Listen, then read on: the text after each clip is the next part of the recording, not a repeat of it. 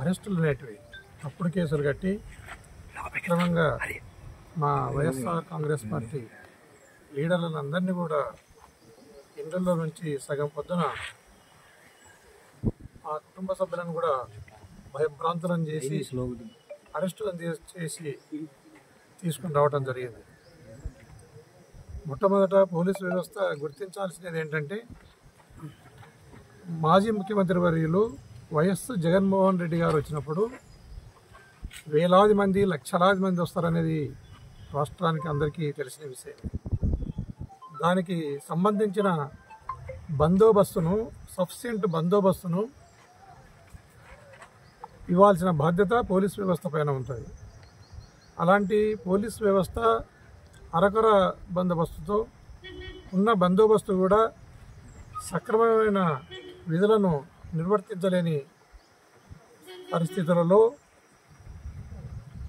దాంట్లో తెలుగుదేశం పార్టీకి సంబంధించిన రౌడీ మూకల నుండి లేదా దౌర్జన్యకారులు రకరకాల దౌర్జన్యకర ఘటనలకు పాల్పడి ఆ రోజు మా జగన్మోహన్ రెడ్డి గారి పర్యటనకు కూడా ఎంతో ఇబ్బంది జరిగిన విషయం అందరికీ తెలిసిందే.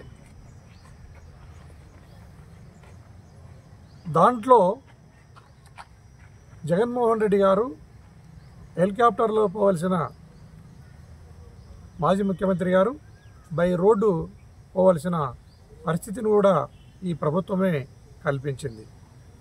పోయేటప్పుడు ఆయనకు ప్రాణహాని తలపెట్టడానికి కూడా ఈ ప్రభుత్వం సిద్ధపడింది అని నాకు అనుమానంగా ఉంది. ఎందుకంటే ఆయన హెలికాప్టర్లో వచ్చి హెలికాప్టర్లో పోవాలనేది ప్రోగ్రాం, కానీ ఆయనను ఈ రోడ్డు మార్గం గుండా పోయే విధంగా చేసి ఆయనకు ఇబ్బందులను సృష్టించాలి, ఆయనకు ప్రాణహానిని కలిగించాలి అన్న ఉద్దేశం ఈ ప్రభుత్వం దగ్గర కనపడతా ఉంది.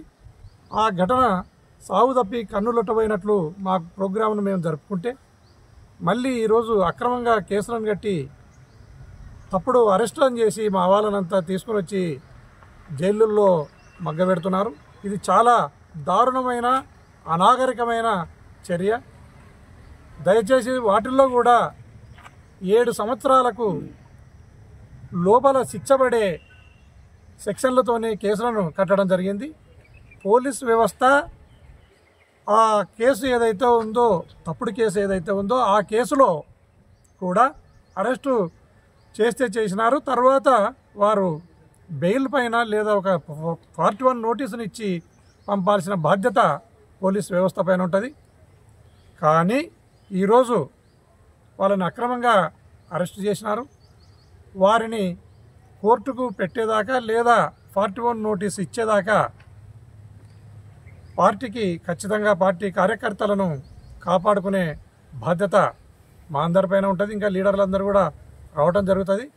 ఖచ్చితంగా ఇలాంటి దుర్మార్గమైన చర్యలను వీడనాడి ఇప్పటికైనా ప్రశాంతమైన వాతావరణంలో ప్రజలను బ్రతికే విధంగా పోలీస్ వ్యవస్థ కానీ ప్రభుత్వం కానీ చర్యలు తీసుకోవాలని నేను తెలియజేస్తున్నాను. ఈరోజు యావత్ రాష్ట్రంలోని పోలీస్ వ్యవస్థ చంద్రబాబు నాయుడు గారి కబంధ హస్తాలలో సిక్కి చెల్లమైపోయింది.